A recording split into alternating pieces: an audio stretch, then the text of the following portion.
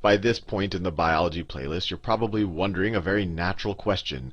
How is gender determined in an organism? And it's not an obvious answer because throughout the animal kingdom, it's actually determined in different ways. In some creatures, especially some types of reptiles,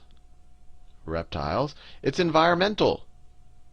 Not all reptiles, but certain cases of it. It could be maybe the temperature in which the embryo develops will dictate whether it turns into a male or a female, or other environmental factors. And in other types of animals, especially mammals, of which we are one example, it's genetic basis. It's a genetic basis. And so your next question is, hey Sal, so let me write this down. In mammals, it's genetic. It's genetic. So you're like, hey, maybe there are different alleles, a male or a female allele. But then you're like, hey, but there's so many different characteristics that make that differentiate a man from a woman. Maybe it would have to be a whole set of genes that have to work together. And to some degree, your second answer would be more correct. So let me just draw it's not even more than just a set of genes. It's actually whole chromosomes determine it. So let me draw a nucleus. That's going to be my nucleus, and this is going to be the nucleus for a man. So 22 of the pairs of chromosomes are just regular non-sex determining chromosomes. So I could just do, that's one of the homologous, 2, 4, 6, 8, 10, 12, 14. I could just keep going, and you eventually have 22 pairs. So these 22 pairs right there, they're called autosomal. And those are just our standard pairs of chromosomes that code for different things. Each of these right here is a homologous pair. Homologous. Which we learned before. You get one from each of your parents. They don't necessarily code for the same thing, for the same versions of the genes, but they code for the same genes. If eye color is on this gene, it's also on that gene. And the other gene, the homologous pair, though you might have different versions of eye color on either one, and that determines what you display. But these are just kind of the standard genes that have nothing to do with our gender. And then you have these two other special chromosomes. I'll do this one. It'll be a long brown one, and then I'll do a short blue one. And the first thing you'll notice is that they don't look homologous. How could they code for the same thing when the blue one's short and the brown one's long? And that's true. They aren't homologous. And these we'll call our sex-determining chromosomes. Sex-determining chromosomes. And the long one right here, the convention is to call that the X chromosome. Let me scroll down a little bit. And the blue one right there, for that as the Y chromosome. And to figure out whether something is a male or a female, it's a pretty simple system. If you got a Y chromosome, you are a male. So let me write that down. So this nucleus that I drew just here, obviously you could have the whole broader cell all around here. This is the nucleus for a man. So if you have an X chromosome, and we'll talk about in a second why you can only get that from your mom, an X chromosome from your mom, and a Y chromosome from your dad, you will be a male. If you get an X chromosome from your mom and an X chromosome from your dad, you're going to be a female. And so we could actually even draw a Punnett square. There's almost a trivially easy Punnett square, but it kind of shows what all of the different possibilities are. So let's say this is your mom's genotype for her sex-determining chromosomes. She's got 2 X's. That's what makes her your mom and not your dad. And then your dad has an X and a Y.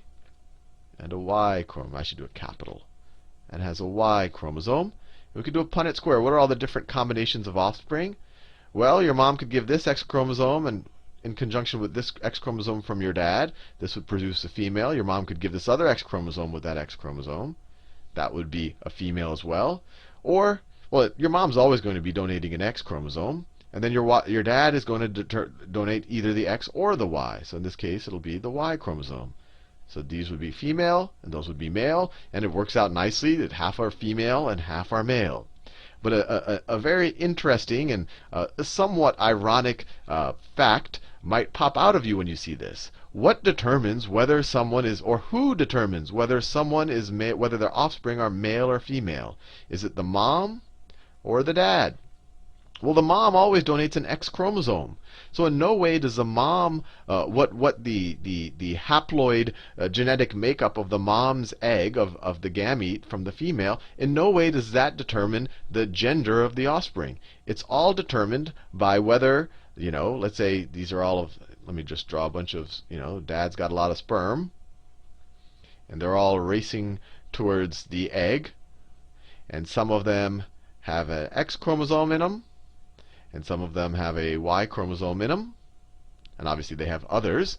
And obviously the one, if this guy up here wins the race, or maybe I should say this girl, if she wins the race, then the fertilized egg will develop into a female. If this sperm wins the race, then the fertilized egg will develop into a male. So and the reason why I said it's ironic is throughout history, and probably the most famous example of this is Henry VIII. Henry VIII.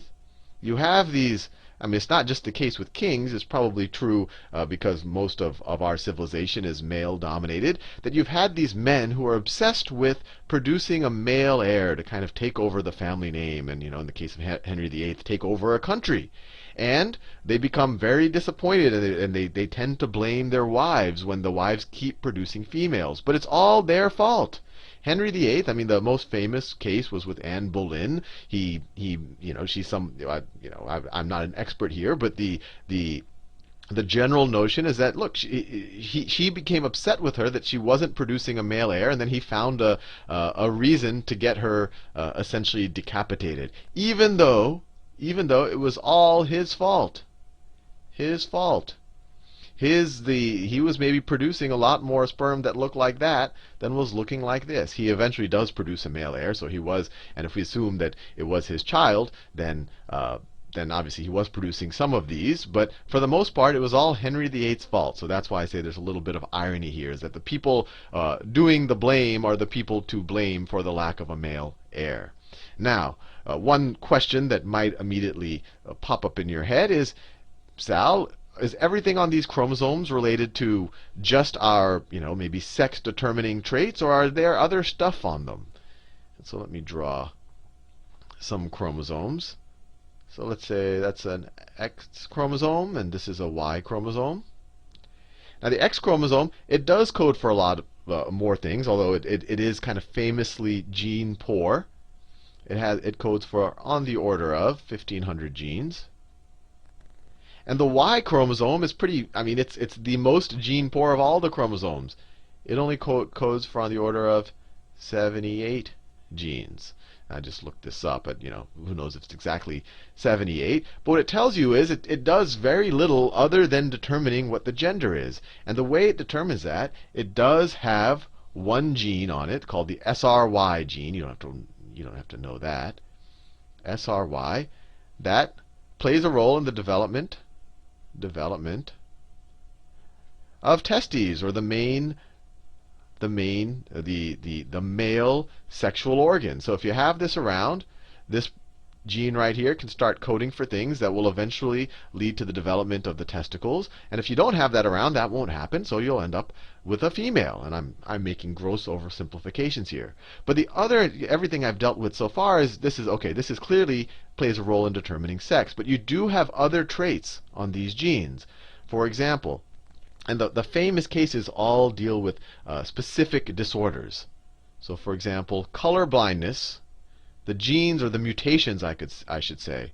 So the mutations that cause color blindness, red-green color blindness, which I did in green, which is maybe a little bit maybe inappropriate.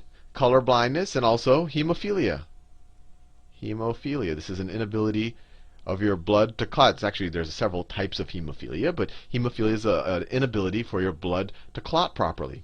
And both of these are mutations on the X chromosome. Mutations on the X chromosome. And they're recessive mutations. They're recessive. So what does that mean? It means both of your X chromosomes have to have, let's take the case for hemophilia, both of your X chromosomes have to have the hemophilia mutation in order for you to show the phenotype of having hemophilia. So for example, if there's a woman, and let's say this is her genotype. She has one regular X chromosome, and then she has one X chromosome that has the, I'll put a little superscript there for hemophilia. She has the hemophilia a mutation. She's just going to be a carrier. Her phenotype right here, her phenotype is going to be no hemophilia. No hemophilia. She'll have no problem clotting her blood. The only way that a woman could be a hemophiliac is if she gets two versions of this, because this is a recessive mutation. Two versions. Now this individual will have hemophilia. Now men, they only have one X chromosome. They only have one X chromosome. So for a man to exhibit hemophilia, to have this phenotype, he just needs it only on the one X chromosome he has. So, and then the other one's a Y chromosome. So a man will have, so this man will have hemophilia. So a natural question should be arising is, hey, you know, this guy, let's just say that this is a relatively infrequent mutation that arises on X chromosome. The question is, who's more likely to have hemophilia, a male or a female? All else equal, who's more likely to have it?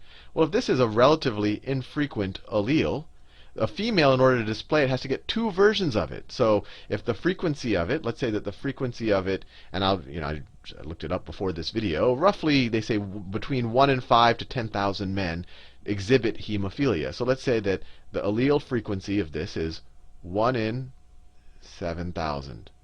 Is the frequency of XH, right? The hemophilia version of the X chromosome. And that's why 1 in 7,000 men display it, because it's completely determined whether, there's a 1 in 7,000 chance that this X chromosome they get is the hemophilia version. Who cares what the Y chromosome they get is, because that essentially doesn't code at all for the blood clotting factors and all of the things that drive hemophilia. Now, for a woman to get hemophilia, what has to happen? She has to have two X chromosomes with the mutation. Well, the probability of each of them having the mutation is 1 in 7,000. So the probability of her having hemophilia is 1 in 7,000 times 1 in 7,000, or that's 1 in, 49 million. So as you can imagine, the incidence of hemophilia in women is much lower than the incidence of hemophilia in men.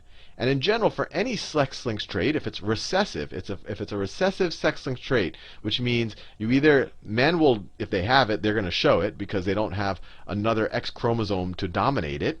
Or for a woman to show it, she's have to have both versions of it. The incidence in men is going to be I guess we could say so let's say that P is, or let me write, M is the incidence in men.